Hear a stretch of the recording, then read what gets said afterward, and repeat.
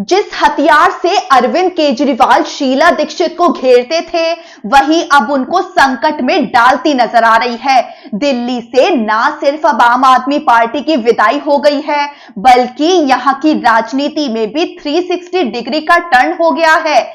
याद कीजिए 2014 से 15 का दौर, जब दिल्ली में अरविंद केजरीवाल बम्पर बहुमत के साथ सत्ता में आए थे।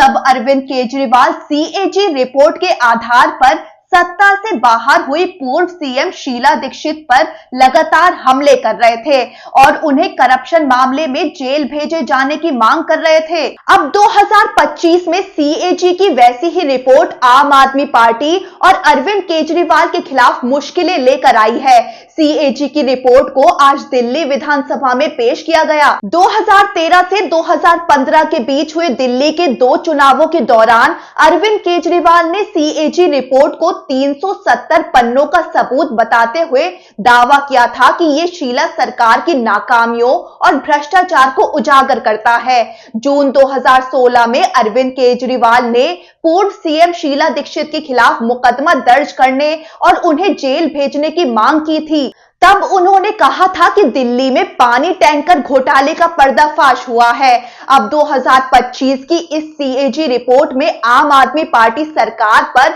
मुख्यमंत्री आवास और मोहल्ला क्लिनिक्स के रेनोवेशन में कथित नियमों के उल्लंघन का जिक्र है। सीएजी रिपोर्ट को लेकर दिल्ली की बीजेपी सरकार आम आदमी पार्टी और अरविंद केजरीवाल पर हमलावर है। आपको बताते हैं कि 2013 से 14 और 2015 में सीएजी को आधार बनाकर अरविंद केजरीवाल और आम आदमी पार्टी ने कांग्रेस और शीला दीक्षित पर क्या-क्या हमले किए थे।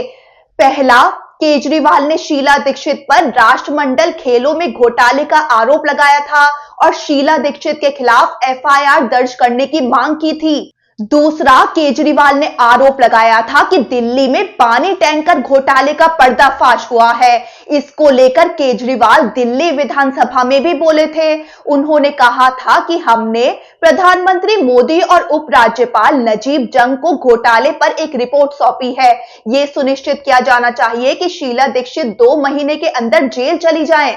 तीसरा, आम आदमी पार्टी ने शीला दीक्षित के खिलाफ 3000 करोड़ रुपए के अनाधिकृत कॉलोनी घोटाले में उनके खिलाफ कड़ी कार्रवाई की मांग की थी।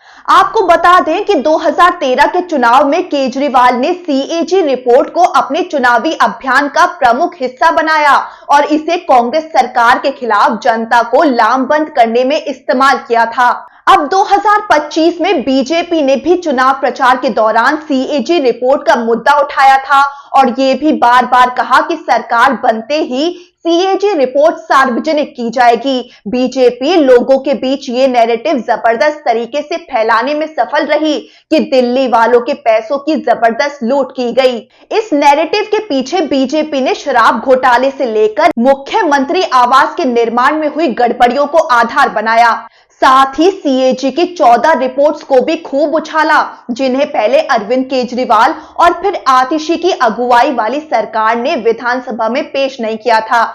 अब बीजेपी एक एक करके इन 14 सीएजी रिपोर्ट्स को दिल्ली विधानसभा में पेश कर रही है। आज रेखा गुप्ता की अगुवाई वाली बीजेपी सरकार ने एक सीएजी रिपोर्ट विधानसभा में पेश कर दी, जिसमें यह दावा किया गया कि आबकारी नीति से आम आदमी पार्टी की सरकार को भारी वित्तीय नुकसान हुआ था। कहा गया है कि सरकार को लगभग 2026 करोड़ का नुकसान हुआ था।